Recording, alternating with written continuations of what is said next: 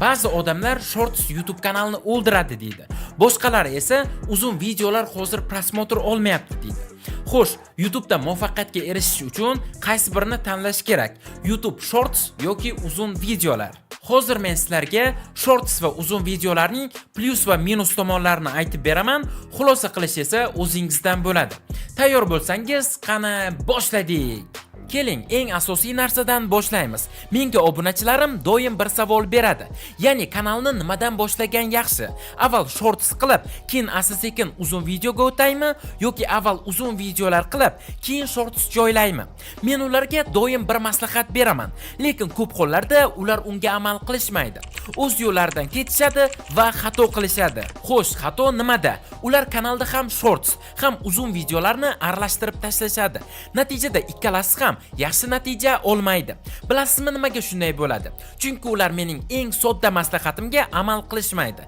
Ya'ni bitta formatga diqqatni jamlash. Avvaliga bitta formatni olib, uni sezilarli va stabil ko'rishlar darajasiga olib chiqish kerak. Stabil ko'rish degani nima?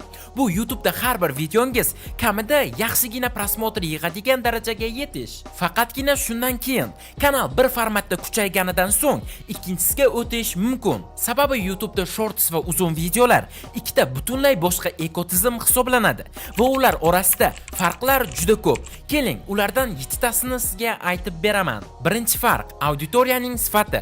Uzun videolarda tomoshabin doim kanal egasi bilan aloqa qiladi. Uni yaxshi taniydi, kanalga obuna bo'ladi.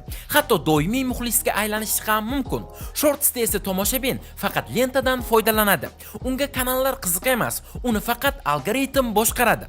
Ya'ni algoritm unga qanday videoni chiqarib bersa, shuni tomosha qiladi. Shu sababli ham shortsda konversiya juda past. Shorts orqali kichik prosmotrlar bilan xizmat yoki mahsulotni sotish deyarli imkonsiz. Lekin uzun videolarda agar siz maqsadli auditoriyangiz uchun kontent qilsangiz va ularga nima kerakligini aniq bilsangiz, o'z xizmatlaringiz va mahsulotlaringizni 1000 ta, 2000 ta prosmotr bilan ham sotishni boshlashingiz mumkin. Bu esa yaxshi daromad degani. Ikkinchi farq Shorts orqali obunachilar yig'ish uzun videolarga qaraganda qiyinroq. Ha do'stlar, men adashmadim. Odamlar Shorts orqali obunachi yig'ish oson deb o'ylaydi. Lekin statistika bo'yicha 1000 ta prosmotr orqali uzun videodan o'rtacha 20 ta obunachi keladi. Shortsda esa attiga 1 dona yoki 2 dona obunachi kelishi mumkin. Uchinchi farq Shortsda tor yo'nalishdagi kontentlar o'tmaydi. Odamlar Shorts lentasini ochganda ular hayron qolishni yoki qandaydir emotsiya olishni xohlashadi. Qisqasi, qiziqarli, oson va yengil kontent kerak. Shu sababli Shortsda unchalik qiziq bo'lmagan, ammo foydali mavzularda videolar qilinsa, maksimal 1000 ta prosmotr bo'ladi. Lekin uzun videolarda siz murakkab mavzularni keng auditoriyaga tushunarli qilib bera olasiz. Prosmotrlaringiz soni ham vaqt o'tishi bilan ko'payadi. To'rtinchi farq videoni tayyorlash jarayoni. Shorts tayyorlash ancha oson va tez. Masalan, siz har kuni 3 ta shortsni bemalol tayyorlashingiz mumkin. Chunki yo'nalishingizga qarab bitta shorts tayyorlash uchun 10 daqiqadan 1 soatgacha vaqt ketishi mumkin. Lekin uzun videoda esa ssenariy ko'p vaqt oladi. Montaj qilish esa murakkab va har bir video uchun preview tayyorlash hamda nom o'ylab topish kerak. 5-farq ko'p platformalik. Uzun videolarni faqat YouTube ga qo'ysangiz bo'ladi. Shortsni esa siz TikTok va Instagram kabi platformalarga ham qo'yib, umumiy auditoriyani kengaytirishingiz mumkin. Bu esa katta plyus degani. Do'stlar, siz ham YouTube'da o'z kanalingiz bo'lishini xohlaysizmi? Lekin nimadan boshlashni bilmaysizmi? Hozir ko'pchilik shunday xatoga yo'l qo'yadi.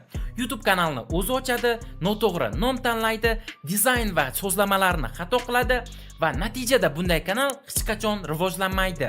Shuning uchun biz sizga tayyor YouTube kanal ochib beramiz, kanalingiz uchun unikal nom topamiz, sifatli banner avatarka tayyorlaymiz va kanalingizni rekomendatsiyaga chiqadigan qilib sozlab beramiz. Hattoki hozirda ko'pchilik duch kelayotgan raqam bilan tasdiqlash muammosini ham hal qilib beramiz. Agar siz ham YouTube'da o'z kanalingizni boshlamoqchi bo'lsangiz, ekrandagi admin profiliga YouTube kanal so'zini yozib qoldiring. Biz esa sizga batafsil ma'lumotni yuboramiz. 6-farq monetizatsiya. Shorts uchun prosmotr narxi ancha past. Masalan, AQSh auditoriyasiga ega Shortsda 1000 ta prosmotrga 0.20 sent pul to'laydi. Xuddi shunday auditoriyali uzun videoda esa $2.45 atrofida to'laydi. Ya'ni bu 12 barobar ko'proq degani. 7-farq davomiylik. Shorts kanalni hech qachon tashlab qo'yib bo'lmaydi. Doimiy ravishda kamida 48 soatda bitta video chiqarish kerak. Aks holda yangi videolar umuman prosmotr olmaydi. Uzun videoda esa ba'zi mavzular bor. Ular yillar davomida prosmotr to'playdi.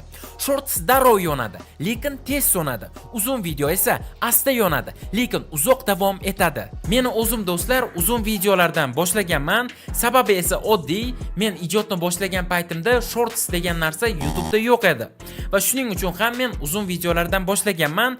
Lekin do'stlar, eng ma'qul strategiya ham mana shu hisoblanadi. Ya'ni uzun videolardan avval kontentni boshlash va keyinchalik qo'shimcha tarzda shorts videolar qilish. Siz esa qanday fikrdasiz? Albatta kommentariyalarda yozib qoldiring va agarda ushbu video sizga foydali bo'lgan bo'lsa, videoga like bosib, kanalimizga obuna bo'lishni unutmang. Keyingi videolarda ko'rishguncha, xayr!